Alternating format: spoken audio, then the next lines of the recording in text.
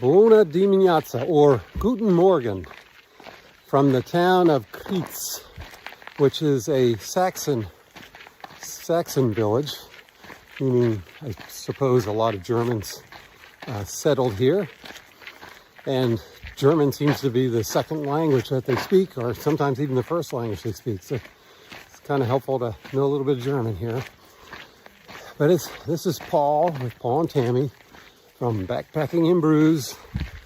And it is day 24 on our Via Transilvanica hike across Romania.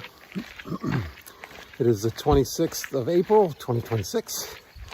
And we have a warmer day today. Started off at like 48 degrees and supposed to get up to 65. We're heading 9 to 10 miles kind of north toward a town that I probably will mispronounce, Saschiz, something like that. So short day for us. And looks like we basically go up to the high pastures and then we come back down. So we'll see. I don't know how much, there's a lot of woods or anything, so we'll see. Excuse me. So yesterday we arrived in Kritz pretty early, probably about 11:30 or so. And we didn't want to check into our lodging just yet because it was so early. So we went to a local bar and had lunch, which was interesting because they don't really serve food, but the bar also had like a mini grocery store. And we just bought a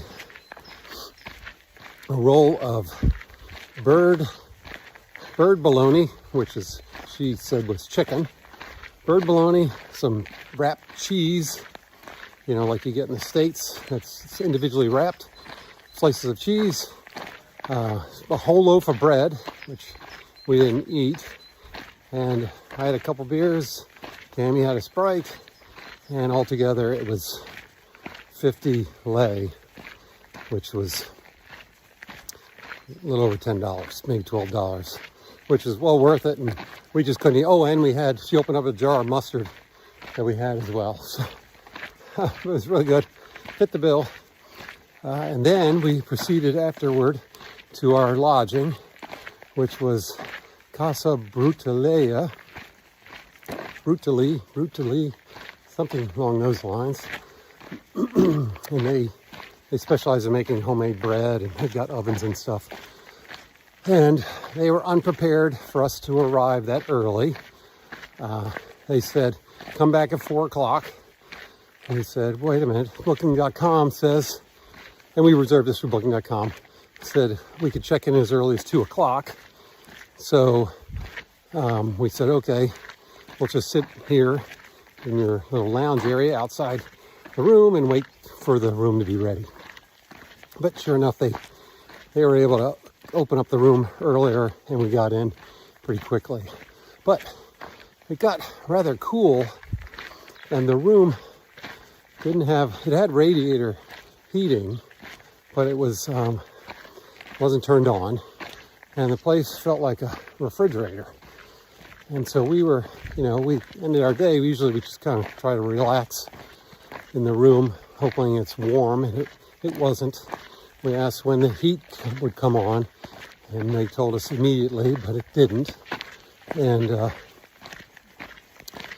then so we didn't have any heat for a while. We also didn't have any towels. We waited a couple hours for the towels to show up. And we caught them by surprise, admittedly. But we kept on asking, okay, when's the heat come on? When's the heat come on? And sure enough, they said, well, it's going to take at least a couple more hours because the furnace broke, or furnace isn't working, something. And they use a wood-fired furnace to heat the water for presumably the washing water for your bathroom and also for the radiators. So eventually, at about 8 o'clock at night, I think, the warm water started circulating through the pipes to the radiators. but we still never got hot water into the shower or the bathroom. It was never hot. It was only sort of lukewarm. So we're kind of bummed and disappointed about that. The room, we were freezing. We didn't have an extra blanket. We should have asked for an extra blanket. We didn't. But it was a cold night. Fortunately, we were able to huddle together and keep warm, but it was pretty uncomfortable because it was so cold. It was in the low 30s last night, and the room never did really warm up, and the water never got hot for showers and washing and stuff. So that was big disappointment. We're not very happy at all with the facilities that we had last night. We ended up paying through Booking.com. It was like over $50. So I would not recommend it. It was not rated very well on Google Maps. I think a 3.9. So you can't always get, 5.0 ratings on everything. Just past Cornerstone 522, heading out of Crete, heading up to the pastures. So yeah, that was disappointing. And they normally have a restaurant there, but the daughter had some exams in Bucharest, so the family was heading to Bucharest, so they closed the restaurant down last night and today. So there was no food to be had there either. They offered us coffee and bread in the morning, which by the time we were ready to have it, we said 8 o'clock, but they didn't have it ready at 8 o'clock, so forget it. We'll just go. And as it turns out, the bar where we had lunch yesterday was open for breakfast this morning, and we bought some sort of Danishes, and a coffee and a hot chocolate. So that was something, and very friendly in there, very very nice people, and the hosts at the at the Casa Brutalea were friendly too, but dang it, just spending a cold night just isn't very comfortable without even hot water. Tammy wasn't even able to take a shower because the water had run out. So yeah, kind of very disappointed. Anyway, today looks like a beautiful day, and the wind is supposed to pick up later.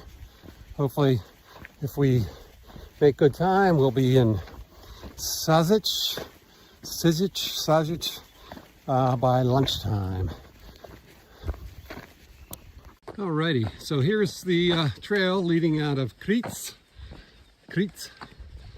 spelled C-R-I-T, but the T is pronounced like a T-S. And again, beautiful morning. A little breezy at the moment, but wonderful temperatures and dry, so very nice. So last night for dinner, we went to a place called Casa Kraus, which is a brand, looks like really new sort of lodging facility and restaurant. Really nice. We ate inside, which was kind of architected like a wine cellar. So brick, sort of an arch brick ceiling and stone floor, stone foundation. Pretty cool looking. I had a really good meal there. They didn't have a huge menu selection, but it was still very good. Actually had draft beer, which has been harder to find for some reason. But anyway, very good. Tammy had a glass of wine. It was very good. And they are located right next to the fortified basilica or church, which was unfortunately closed due to renovation. So we didn't get to walk inside, but we walked around it, and well, it looked just like a castle with a stone wall all the way around it. Pretty incredible. Oh, and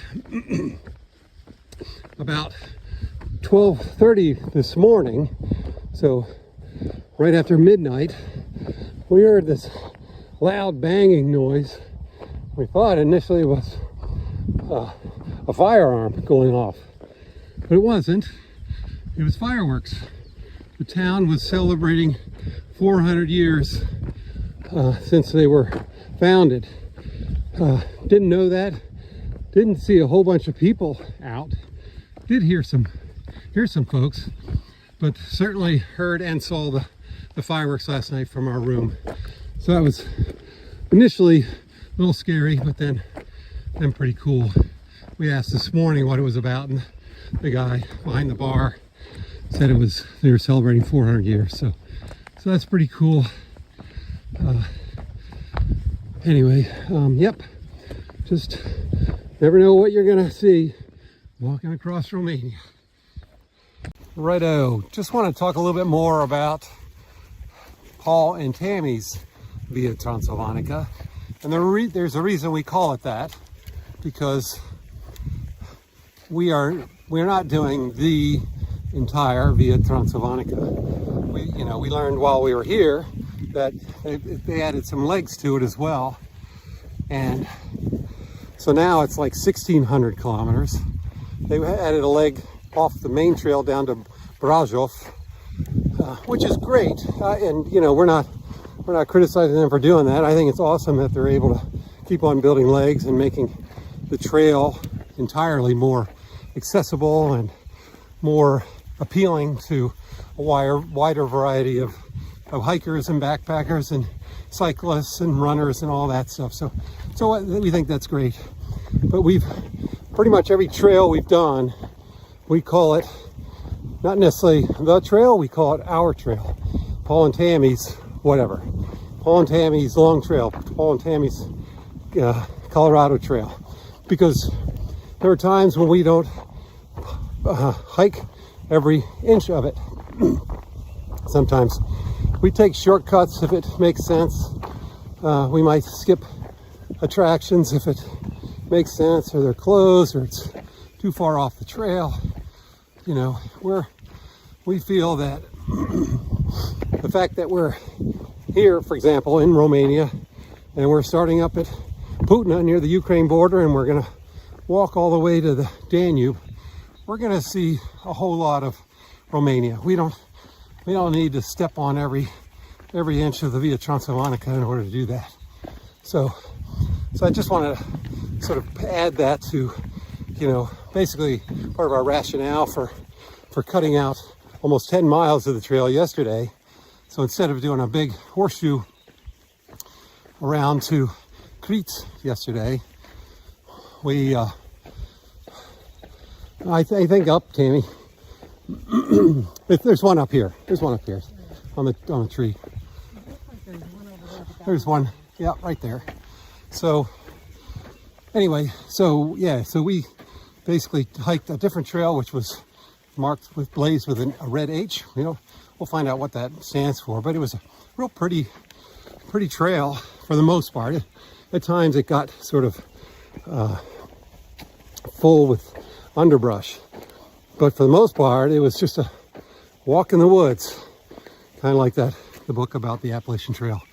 But very nice. Boy, I felt like we had the mountain all to ourselves until we met that shepherd at the very end, right above Crete. So anyway, just wanted to talk a little bit about our sort of rationale for the trails that we do and the hiking that we do.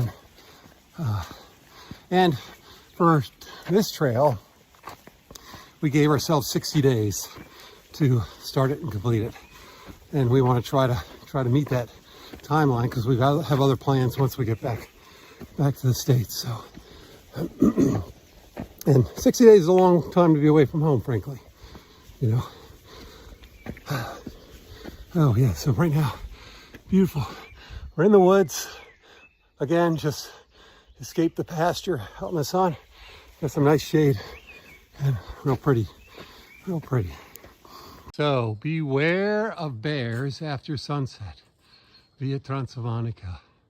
So we've seen many of these signs. Usually they occur, or they appear, or they are placed just short or just inside a wooded area along the Via Transilvanica. And we have, as you've seen, and some of the videos and maybe pictures that I've shared, we've seen signs of bears for sure. Bear scat, bear prints, pretty much, well, that's it. And even evidence of maybe where they're digging. We're not really sure if it's a bear, though, doing that. Anyway, so one of the thru hikers we ran into, the American who lives in Romania, he thinks, and I may have said this before, apologize if I did, he thinks the signs are put there so they'll discourage people from camping and encourage them to go to the nearest town and spend, lodge inside the town, spend some money, etc. So we're not sure, but obviously there are bears about, so we're always on the lookout, even in the middle of the day, even though they say beware after sunset. You never know when you might surprise one. Just left the wonderful woods and we're in this high mountain pasture just overlooking this valley and this small village. Just gorgeous. Off in the distance we see, where is that? There it is. Something that looks like a castle. Not sure what that is. Maybe we'll find out later. Well, we just had a fox sighting. That was kind of cool. Big one too. Kind of headed off down toward the village, the wooded area. Okay, one more complaint about our lodging last night. I'll be brief. So they advertise what people like about this place. It's got a jacuzzi. And we're like, jacuzzi. So sure enough, what they have is they have one of those shower units, and it's like a kit, or comes all together, where it's got jets that come out the side, the front, and up the top there's like a big shower kind of rainfall effect, and they have some kind of thing you can put on the floor and it'll shoot jets on your feet. But you know what? Without hot water, it didn't make any difference. We didn't use it and we didn't get to enjoy it. So that whole one part of the attraction, having a jacuzzi, totally washed away, literally. Here's another view as we're coming down from the forest through this pasture toward the village, whatever the village name is, but just a gorgeous view, gorgeous day. Got another companion. Yeah, good girl. And another one up here. Good girl. Yeah. We'll see you later. We'll see you later. A small village, and we're just stopping to see this fortified church. Not sure, most of them don't seem to be open. We can tell. At least not when we pass through them. Look pretty cool. I guess one of the differences between here and the Camino, it seemed like every church was open, welcoming pilgrims. Right, we just walked through the small village of Cloasterf, Cloasterf, according to Google Maps, and there was a fortified church in the village. A real small village, but a huge, really big church, big, wall perimeter, stone perimeter, I should say. And we checked the door to see if it was open, see if we just walk into the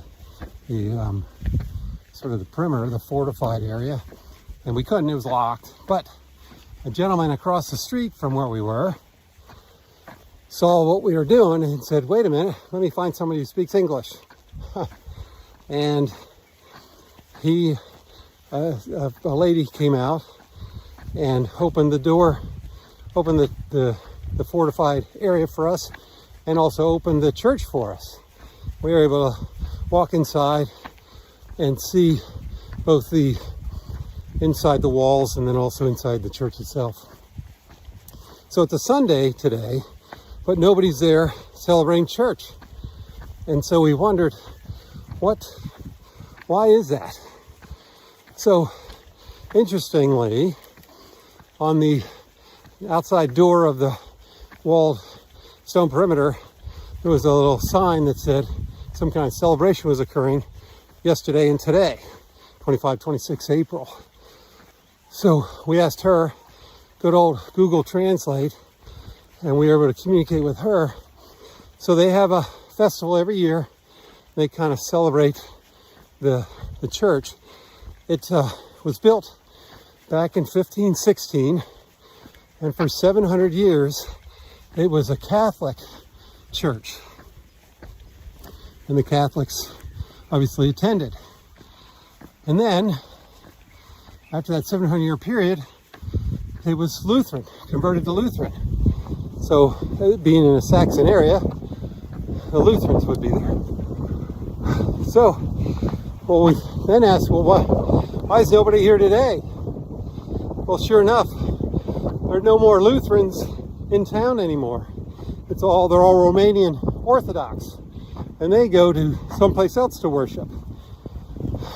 So this huge fortified church, beautifully decorated on the inside and just looks pretty awesome on the outside, is just not attended, and it's presumably just used for festivals and things like that. So just an interesting bit of history. And Tammy and I were talking previously about, hey, what happened to the Saxons? What happened to the Germans? Where did they go? And that is kind of a mystery. We're not entirely sure. We'd heard something about Ceausescu selling them back to the Germans or something, but that just doesn't make sense. Maybe it does, I don't know. But pretty interesting little history there in the village. And the village is teeny tiny, but yet it still has this huge church that apparently people are supporting and using it for at least an activity center. Well, the sun is out. Let's see, that works okay. Sun is out, so I've got my hoodie up just to help prevent that skin cancer from coming. Anyway, I just wanted to talk a little bit about the bar where we had breakfast this morning. I think I mentioned, so we got a cup of coffee, hot chocolate, and some Danishes they had in their little store. But good on them. So there was another, at least two other markets in the village of Kreitz where we spent the night last night. Sunday morning, 8 o'clock, the bar was open. The other two markets weren't, the two grocery stores. They might have had a better selection of food, possibly, but they weren't open, so they didn't get our business. So we went to the bar, had a coffee, hot chocolate, bought some Danishes. So for 6 items, so four sort of Danishes, they were, wrapped, but good, tasty, and a cup of chocolate, hot chocolate, cup of coffee, 20 legs, so like $5. Awesome price. Well, you can't beat it, and just super friendly host. Apparently the lady that helped us yesterday with lunch, that was the person who was there today, his wife. So family-owned business, and they're making the extra effort to be open when people need things. So good on them. I hope they do really well. Just passing some cattle. I'm thinking they're dairy cattle based on the udders that they have. They look pretty darn healthy. Big well-fed bovines. This area right here, with the wires going up high and across, and the wires going from the dirt to the wires up top, kind of reminds me of a hop farm. It's where the hops ride the wires up to the high point. But I'm not sure what this is, but it's on both sides of this road right here. I'd be curious to find out what the crop is. I'm thinking that is 2 meter square of firewood. 1 meter on the bottom, 1 meter square on the top. Be curious how much they're selling it for.